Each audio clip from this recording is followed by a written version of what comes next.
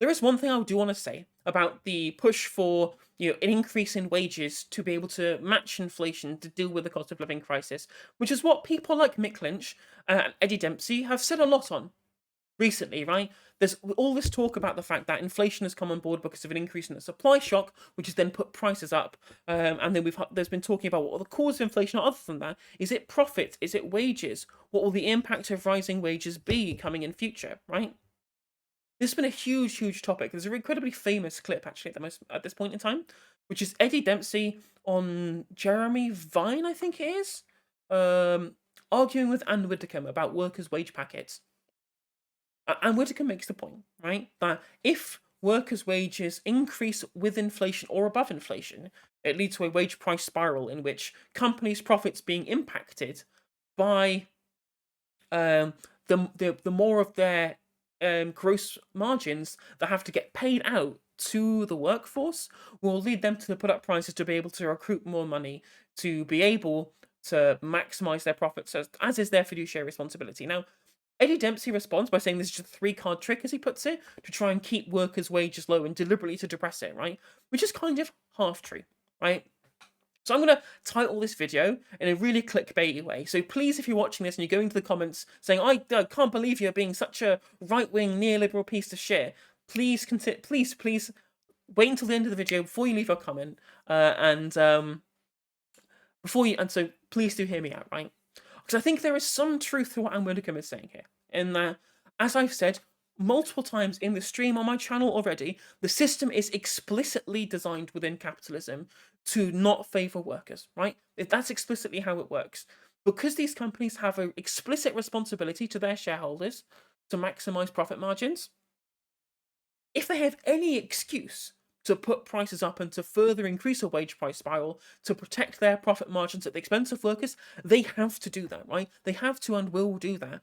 So it is entirely correct for people like Eddie Dempsey, people like Mick Lynch to say that the reason why we have huge amounts of inflation it is due to the excess in profits that are being generated by companies in this country. And James Meadway made this point in Novara on Tisky Sour earlier this week, in that it's been shown that wages only account for 8% of inflation, as opposed to supply chain prices of about 40%, then 50% of it was to do with an increase in corporate profits, which has been an ongoing problem with neoliberalism.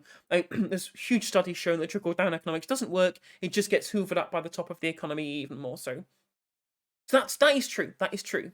But the reason why people like Anne Widdecombe, people like Sophie Ridge, all these people who say, oh, you're risking a wage price spiral if you do engage in trade union action to increase workers' wages. It essentially is a self-fulfilling prophecy. If people will believe that will happen, it gives the excuse, right? It gives the excuse for the companies to put up their prices regardless and to continue the spiral. Because as long as people have their consent manufactured around what does and doesn't cause inflation, if it does continue because of these wage rises, suddenly the voices turn against the striking workers. Where currently we have, kind of a consensus basis in support of them, at least within the general wider public, and certainly amongst members of the working class right now. So the point of this video is not to really say that you shouldn't support workers in strikes to be able to increase their wages, nor is it saying that you shouldn't go on strike yourself to increase your wages. You absolutely should, right? Because remember, it's not just about protecting wages, but it's also about protecting jobs, pay, conditions, fire and rehire, pensions, all that kind of shit, right? There's so much more to protect with your industrial action rather than just trying to get an inflation pay increase, because we all need to deal with the cost of living crisis right now. And this is at least a very good short-term solution, is to bargain for better wages, and we're seeing that across the economy right now, right? The issue is the employers essentially see this as a who blinks first option, or you put your wages up, we'll put our prices up. Do you want to continue this ad infinitum? Because that's how the system is set up to disenfranchise workers at the end of the day. So, as a short-term solution, industrial action is good. Getting wage rises is good. Will it fix the problem? No. First of all, the real fix as well is that we can't just continue having only certain sectors of the population who engage in industrial action and engage in collective bargaining. Because what that does is it also creates a kind of class division within society between workers, which leads to some level of disunity. So before we go engaging in making sure that barristers are making sure that airline workers, making sure the train workers, making sure the posties all get their wage rises, What is important as well is making sure the union base is wider.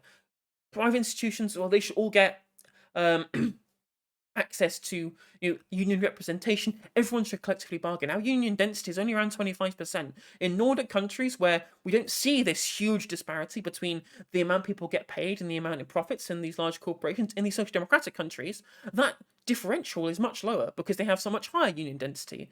So instead of there being this industrial action versus price increase potential spiral happening, what they see in these countries with larger union density is just collective bargaining agreements where they just understand that to be able to keep the workforce happy, to make sure the economy functions, that collective bargain has to happen at the start, right? That is what is better when you have wider union support. It happens across the economy rather than other people's wages staying stagnant because they don't have collective bargaining, having to deal with any additional inflation that happens when workers' wages do go up in the other sectors that are unionized.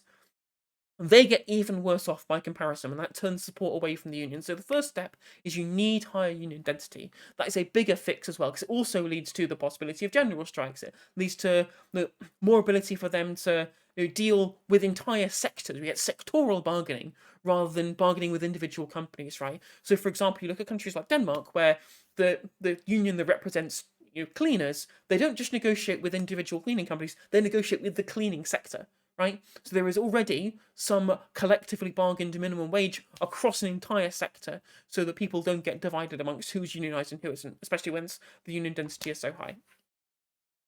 The second thing, right? This is the key thing, is we need to talk about the ownership of the companies. Because in the current plan, where we have shareholder-owned private companies, we again run into the issue where any increase in payroll costs for these companies could theoretically, not necessarily will, but could theoretically in future be passed on to consumers and exacerbate a theoretical wage price spiral. That's definitely a thing that's true, and I love your idea, I love you, Mick, but this is one thing that I think you're incorrect, and I do think that this is a serious risk that we have. Maybe if not across the economy, but possibly in these sectors where people are striking. But it could be, considering that even though people's actual costs haven't gone up in other sectors of the economy. For example, until the interest rate hike recently, people's landlords' buy to let mortgages, their interest only mortgages, none of them have gone up in price. Their overall mortgages, none of them went up in price. Did the rents increase? You're sure fucking bet they did, right? They increased because they had the ability to increase them because the rest of the CPI across the economy was increasing. So they again, they have their own material interests to keep rents as high as possible. And if they can find any excuse with which to do so, especially when they have such a huge control over the housing sector as they do right now, because the supply and demand are both so inelastic, they can afford to put their prices up even though their costs haven't increased. So during this inflation, even if you don't collectively bargain for your wages, you can still see the prices go up with CPI across these industries as well. So that's why the union density is so big. But it also means that if collective bargaining in one sector does cause prices to increase there, that has a knock-on effect to the rest of the economy and makes this distinction between unionised and non-unionised workforces, and also in general with regards to what is being seen as to be a wage price spiral, that goes even further out of control and turns people against the union movement altogether. That's what happened in the 70s, right? It wasn't down to this huge spike in overall demand. Obviously, the union movement was stronger, but there was an oil shock then as well in the 70s, which kind of had the knock-on effect of putting inflation higher than it should be. Like this, what steelworkers got 20% pay rise. I think it was in '78. I think it was. I think that was the year. And it turned people against trade unions, and that what led to the draconian anti-trade union legislation of the Thatcher era because people didn't want that shit. So that's my explanation really as to why wage rises specifically are not a good fix, at least not in the long term. They're good in the short term, but not in the long term. And we need to think about a wider strategy of the actual fix for the cost of living crisis, or at least the problems that we have in the economy with cost of living, right? So the actual solution to this is about the ownership of the companies, as I said just before, right? Now, at the moment, you have this conflicting dynamic between workers, between consumers, and between the owner class as well, right? There's this clear differential between the two, and there's this clear conflict. The way of actually fixing this issue is by removing that conflict. The first way you do that is with nationalization, right?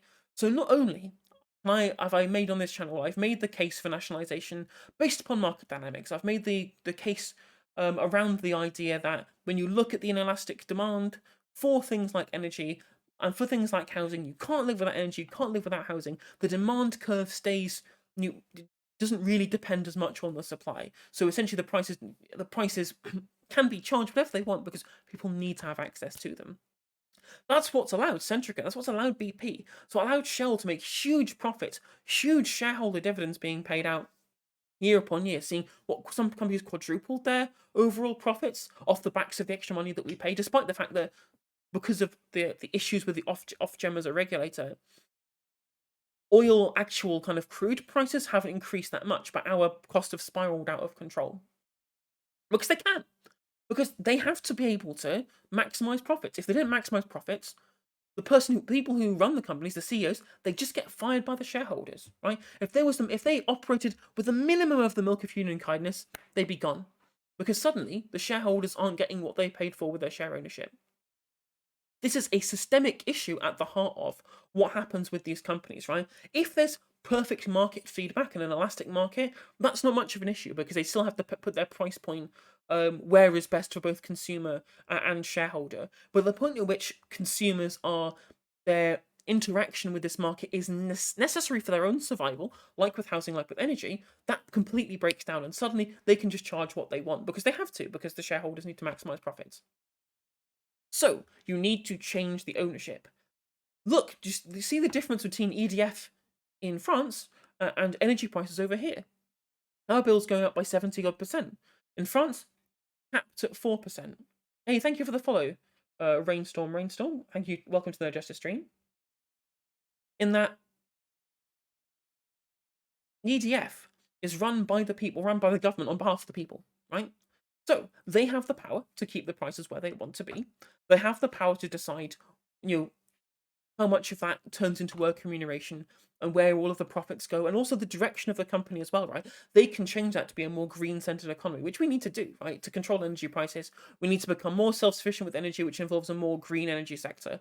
So if we took control, if the government took control of energy companies, first thing we can do is send direction to be more self-sufficient by being more green.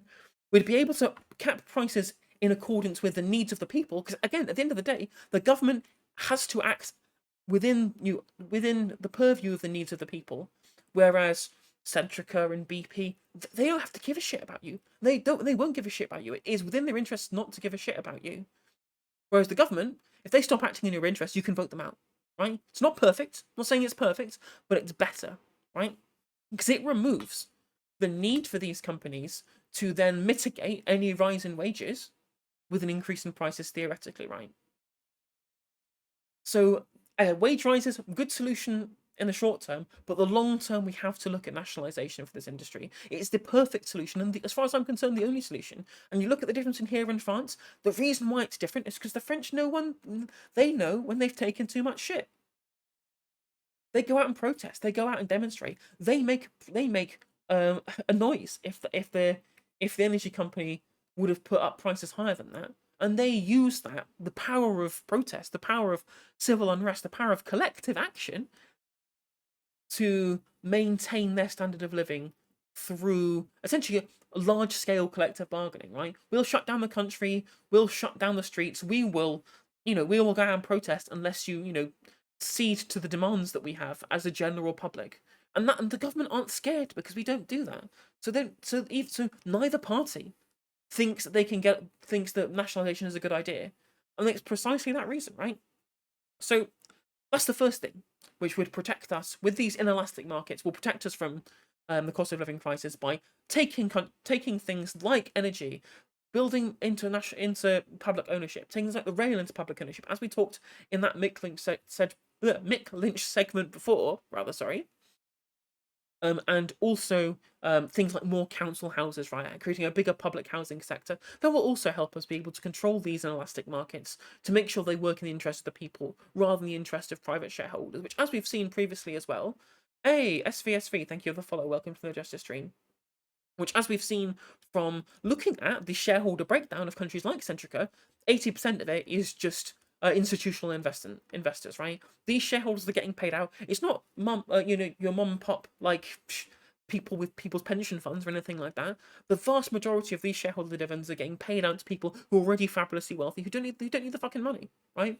That system is broken from the source, and just going on strike won't necessarily fix that. And we need to kill it at the source, which is nationalization. Which, funnily enough, was part of Corbyn's platform in 2017 and 2019. It's funny how he's gotten proven right yet again. But we can't stop the Jan. We have to stop the Jan man, because he might turn us into a communist nation and rename London to Corbyn Grand. But I digress. The second method, right, outside of when you take out these kind of huge inelastic markets like energy and housing, where the best, and the railways rather, where the best method of mitigating the cost of living crisis is public ownership, right? Is nationalization. That's not going to be the case for food production, food distribution, other kind of essentials that have good market feedback. But the same issue happens with ownership, where, again, any rise in costs on the payroll side can theoretically get passed down to the consumer in future to protect profits. So what's the solution here? The solution here is employee ownership, right? Instead of having to fight the owners, having to fight the CEOs through industrial action, what you actually do is make sure that the people who work at the company are personally invested through being shareholders in the performance of those companies. And the performance of those firms. So let's take an example, right? Let's talk about the idea of the company putting up their prices to protect their profits, so they can pay it out to institutional shareholders, right? What happens if those institutional shareholders become the workers in that company themselves? Any additional money that gets taken out in profit at the expense of those workers just goes back to the workers themselves at the end of the day, right? That doesn't matter. This wage price spiral suddenly becomes a non-issue. Because if the prices increase and the profits increase, the dividends for the workers increase. They don't have to fight for higher wages anymore. They're already getting higher wages or more high remuneration, because all of the dividends, I mean, it's not all of the dividends, but a portion of those dividends are getting paid back to them. It also increases the amount of take-home pay for those workers at the end of the day, because not only will you get a tax-free allowance on your own income, on your wages, you also get an additional tax-free allowance on your dividend pays out on your capital gains as well, right? So this is the real thing that we need to do.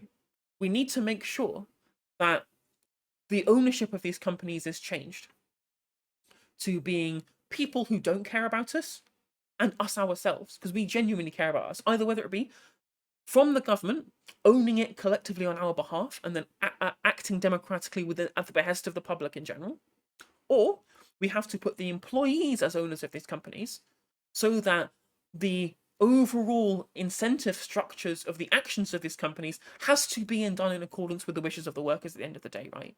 Now, there's a word that describes those two things: public ownership by the state and employee ownership.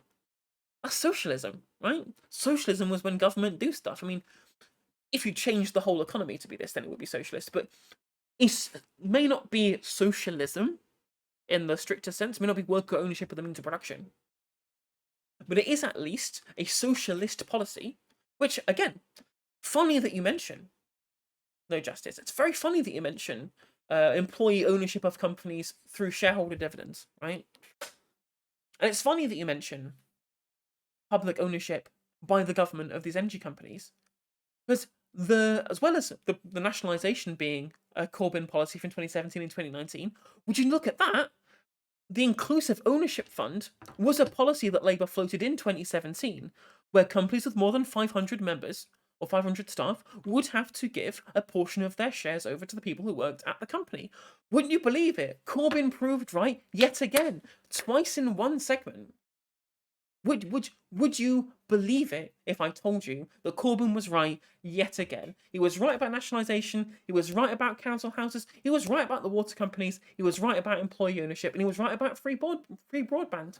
He just continually gets proved right. And the more we need to tell people this, right? We need to tell people that these are the policies that were being proposed, right? Because they weren't properly reported on by the media. It was explicitly smeared by the media because, a lot of these media members, these rich media members, these are the institutional shareholders of a lot of these companies that would have to get passed on to the workers, right? They're losing out. It's their class interest again. This is again. I keep saying the class war is here, but we're seeing it again. It's the class war between workers and shareholders, the media and the media shareholders and the political wing of the labor movement, right? These are all going to be, these are all dialectical in nature, and there is always going to be some level of conflict there. And we need to take a stand for our own material interests at the end of the day. And there is a concerted effort, right? There's a concerted effort to try and excise the left from political discourse. That's why they demonised Corbyn. That's why he was smeared as an anti-Semite. That's why they tried to completely kind of stop any kind of leftist participation in political discourse. You've seen now, right? We see even today Nadeem Sahawi saying stuff about blocking the anti-Semite communist Corbyn from getting into power. We're seeing now, look here, here's Rishi Sunak saying that he's refusing to embark on a Corbyn-style debt-fueled expenditure. It's no longer left versus right. They're trying to reframe this as common sense versus Corbyn, right? To any left-wing policy now, right, will always be tied to the idea of Corbynism, right? You either are just Corbyn or you're normal. Right, the Arnold Schwarzenegger meme. We have to stop that. We have to say, look, Corbyn, wherever for his faults, at least he had a plan, and it's those policies that are shown to be the things that we needed now more than ever, and we should have elected in 2019. So you can still see why they're trying to use this smear campaign, where no matter what left-wing policy that you suggest in the future, they'll say to you, oh, well, we can't do that because that's just like what Jeremy Corbyn would have done. Are you an anti-Semite for doing that, right? We need to completely change that narrative. So maybe in future, if trying to speak to people, don't talk about these things as Corbyn policies. Obviously, I'm a leftoid doing leftoid content, so I all know that you and I both agree that Corbyn is right. But when you're radicalising your friends, I said on the Don't Pay UK segment that I did, that the cost of living crisis is where this radicalisation is going to come from. Talk about the policies, talk about the incentive structures, talk about ownership as the clear delineator between people's material interests, and use that to radicalise people. We can't just wait. We can't just let people stay non-political and just blame themselves for not bootstrapping their way through the cost of living crisis. We need to get these people to understand that if different people were in power, different policies were fought for and undertaken, we wouldn't be in the situation that we're in right now. So Jam Man may be bad. Who cares? Who cares if Jam Man is bad? Talk about the policies. If someone says, oh, you're just Corbyn, just say, I don't care. Will the policy work or not? Describe to me whether there is effective utility in engaging in this policy. And as I've outlined here, this is the real solution. This is the real solution to the cost of living crisis. And that is fighting capitalism at its core. As fighting the actual structures that have created this problem that we're in. Whether that be through social democratic policymaking, whether that be through socialist policy, whether that be through trade union agitation, there are so many things that we can do. But as the title of this video did say, it cannot just be trying to fight for higher wages, because at the end of the day, that's a good plaster to put over the injury, to put over the wound, but it doesn't heal the issue from the base. And we'll only have to engage in more overall industrial action down the line. So that's the key thing, right? Nationalisation, employee ownership, higher trade union density, and trying to get the apolitical involved in politics by using the cost of living crisis as a radicalisation tool. That is the real solution to the cost of living crisis moving forward. So yeah, thank you very much for watching, future YouTube viewers. I do hope you enjoyed that segment there. Please do consider dropping a subscription down below. If you click the bell, it'll notify you when I go live and when I release new content. And if you click the like and leave a comment, that helps with the algorithm. You can also go into the description box. You can then follow me on Twitch. You can follow me on TikTok, and you can follow me on Twitter. Those are where I stream live on Twitch all the time. Only sometimes I will dual stream to YouTube. You can see my nonsense politics takes on Twitter and little clips from my live stream, as well as other individual pieces of content we'll be dropping on TikTok as well. Thank you very much. I hope you enjoyed that segment. I'll catch you on the next one.